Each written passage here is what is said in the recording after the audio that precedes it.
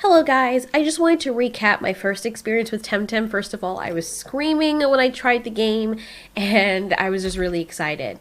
I know that this game is, this is the first launch, so things were going to be rocky, but I was actually pretty impressed with how smooth the game was. I started off with character creation. They let you choose male or female, of course. You can choose what you want your character to look like, and they don't seem to have a lot of variety at first.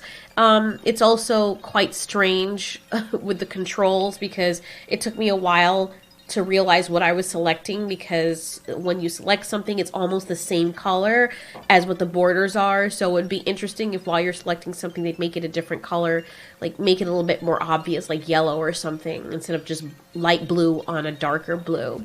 So I made my character, and everything just felt really smooth. I decided to go with like a traditional look with the ombre style. And since I recently cut my hair a bit shorter, I wanted to also put short hair.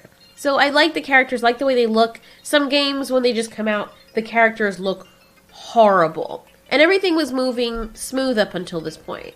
I put in my name, I am a female, and I was ready to go on my adventure. So I started off meeting my Aunt Aina. She's like the sweetest thing ever, and she's basically preparing me for the journey. So I like the fact that they have a little bit of choices here. I don't think the choices really matter in the overall scheme of things.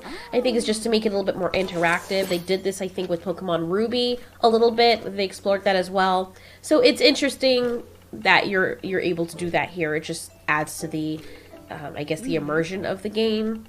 I do like the way my character looks as well. I like the fact that my character has a voice.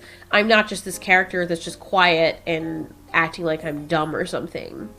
I make my way downstairs, I explore a little bit my house, and then I head for the door where we get to see the beautiful home of Zadar, which is where I live. Everybody is out there greeting me. They're all happy for me. They're saying Happy Apprentice's Eve, because this is basically my send-off, which is really cool. I think we remember this from Pokemon Indigo when Ash was going off too, and I think the accolades there were more for Gary. So this girl or person is supposed to be my opponent, but she's no Gary. She's like the complete opposite, trying way too hard to be cool. Then we have Professor Konstantinos. I like that they call him Constantine. They play off of Constantine, but it's Konstantinos. And he invites us to come with him, and it's just really nice. I like the fact that they do that.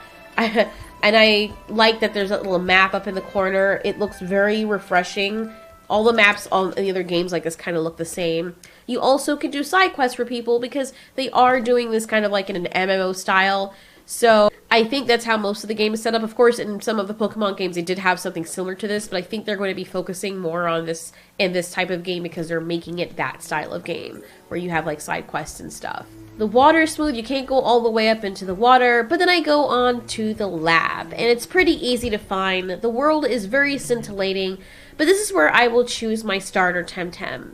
I like the fact that they're all in their little enclosures. I like the animations. Everything is smooth, very easy on the eyes, and pleasing to look at. The professor says that each of the starter TemTems come from the archipelago, and we have to take care in choosing our first ones. Just like with every other monster capture game, you start with a starter TemTem. He also mentions a digital, or one of us mentioned a digital, and he comes out with this thing that looks like Big Hero 6, and it's so cool. Obviously foreshadowing that at a later time, you might get a TemTem like that. I think the most annoying part about the game at this time is Max, the opponent character. So I check out the TemTem. At the moment, we have a Crystal TemTem that's strong against electric and mental, but weak against fire and earth. I will make a video about that later on, which is an easy way to understand. I used to do that in my older videos of monster capture games, and I understand it can get some, quite confusing for very new players. Then we have the Smazzy, who's a melee TemTem or a fighter, like Machamp. And he's Earth and Crystal, but weak. He's strong against Earth and Crystal, but weak against Mental, or as we call it, Psychic in this case. I feel like Crystal in this case is supposed to be like Earth or Plant or something. Then we have Hoochik, Mental TemTem, who's strong against Neutral and Melee. Nobody rushes me to choose my starter TemTem. It's a very grueling process because they're all so cute, and I want to make sure I choose the one that's right for me.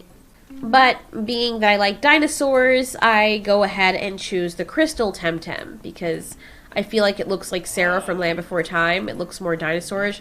I don't know what any of these evolutions look like, and I tried not to spoil that for myself so that I could be pleasantly surprised when I get to that point. So again, I decide to call her Sarah from Land Before Time. She's amphibian, and it's a female. We do have breeding in this game, which I'm very happy about. Of course, the next step is when you get your TemTem, you want to take a closer look at your little monster. So it still takes a while for me to get used to the controls, but we can see her little moves here, as well as the trait that she has. She's amphibious, which is something that I'm guessing they can pass down to their children. As you can see, I'm not really doing much here, but right along this part of the game, I get stuck. It just stays on the black screen, and I don't restart the game. I just wait for like a good 5 minutes, literally, until I press something, and finally the game comes back on. But I was a little bit worried because I could hear noises in the background, but I couldn't see anything. So I had paused the video around this point and come back, and then Max challenges me for a battle. After she challenges me, we just sit there. It just freezes, which is very beautiful because it doesn't actually freeze. You can see me moving the mouse around there because nothing is happening, and I'm like, oh boy, what's going on? So they still have these issues with the bugs. They have a lot of people playing right now, which I'm sure is a big factor in this, but it literally just stays at the screen, which forced me to quit the game by going to my taskbar and exiting TemTem. When I started back the game, it got stuck on this screen. You can see my mouse moving around here. It's literally stuck. Nothing is happening. And every time I start back up the game, I can't play. But this is what it's stuck at right now.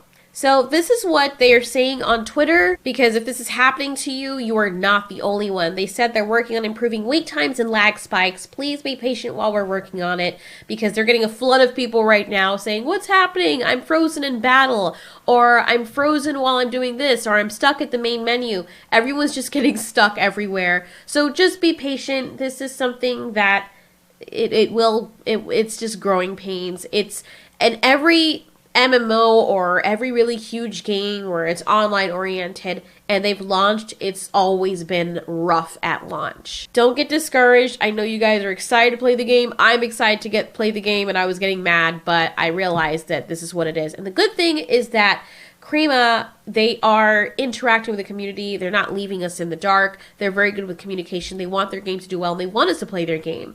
So we'll just wait until this is over and keep trying to launch until this happens.